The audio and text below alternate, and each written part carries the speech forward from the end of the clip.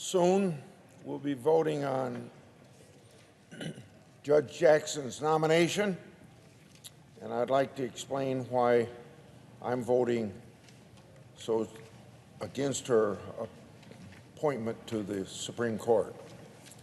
Since the White House announced Judge Jackson's nomination, I have emphasized the need for a thorough and fair process. Unfortunately, the majority party weren't concerned about the rigorous examination of her record. The White House and the majority party have shielded important information. We don't have any non-public document from her time at the Sentencing Commission, and the Obama White House held back more than 48,000 pages. Judge Jackson also gave the White House confidential, non-public probation recommendations for some of her cases. But when we asked about a probation document filed on the Hawkins case, Judge Jackson claimed that she was not able to access records for her old cases because that was allegedly because she was no longer on the district court. And we now know that she sits on the D.C. Circuit Court of Appeals. Now, if that's true, there are many unanswered questions about how information the White House thought was helpful was so easily obtained. So we should take into account that all the helpful information has already been leaked. That brings me to the merits of Judge Jackson's nomination. For judicial nominees, their philosophy ought to decide how to decide cases ought to be of primary consideration. Part of having a judicial philosophy is having an understanding of the fundamental principles of our Constitution. Natural rights are a part of that system. Judge Jackson explained to us that she does not, quote, hold a position on whether individuals possess natural rights.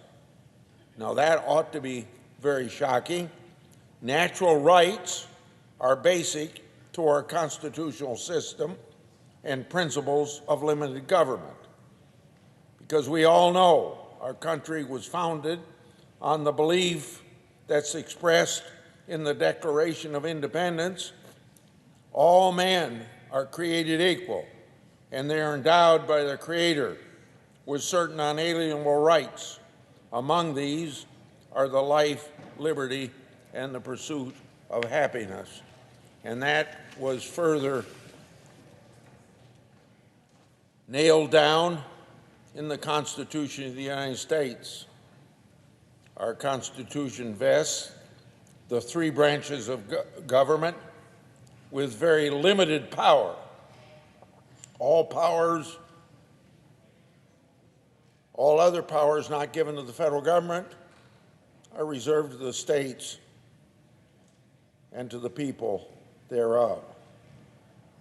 The principle of limited government is what makes America an exceptional nation and sets our Constitution apart. Judges must have a proper understanding of those basic principles, and the way Judge Jackson answered those questions, particularly the answers she gave to Senator Cruz, shows that she lacks that very necessary foundation.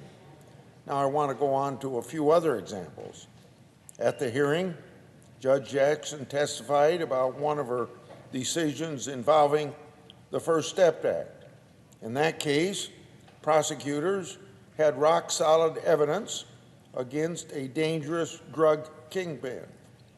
But Judge Jackson was displeased the government pursued a mandatory minimum sentence. So she misused a motion for compassionate release to resentence that person to a sentence she thought he deserved. As the lead author of the First Step Act, I know that's not what we wrote the statute to do. The act was supposed to allow elderly inmates and those suffering from terminal illness to petition the court for a sentence reduction.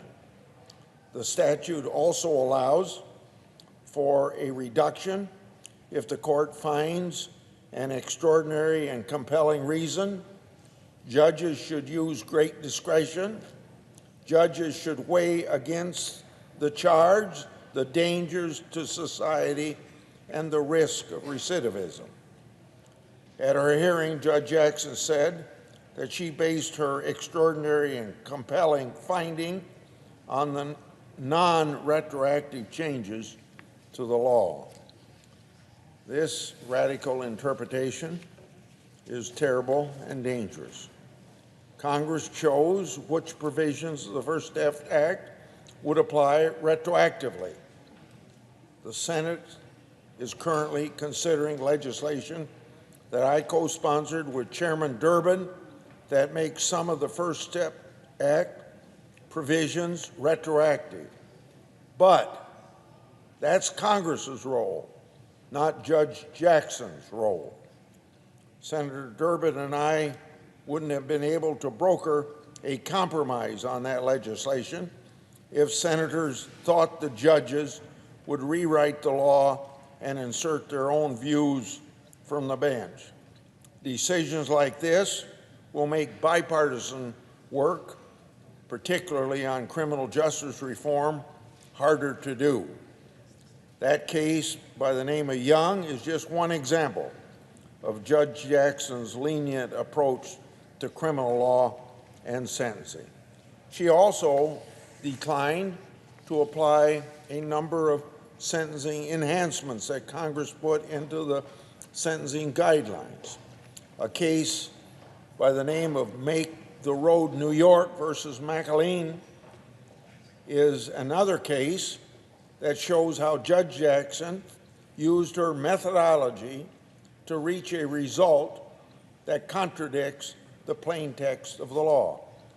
Congress gave the Secretary of Homeland Security, and these are the words from the law, sole and unreviewable discretion to decide whether illegal immigrants should be subject to expedited removal within 2 years. Judge Jackson reviewed the agency's decision anyway, and it seems clear why. She went out of her lane to comment on the policy as, in her words, a terrible proposal. And she claimed that the government attorney made an argument that reeks of bad faith. Reeks of bad faith are her words. In fact, her decision and her rhetoric are unfounded. So that's why her decision earned a strong rebuke from the panel of liberal and conservative judges when she was reversed by the D.C. Circuit. Judge Millett, an Obama appointee, explained it this way in the opinion, quote, "There could hardly be a more definitive expression of congressional intent than sole and unreviewable discretion." These are just a few examples of Judge Jackson's judicial activism, because her record clearly shows she does not believe in or act within the limited and proper role of a judge. So I will vote against her confirmation. I yield the floor.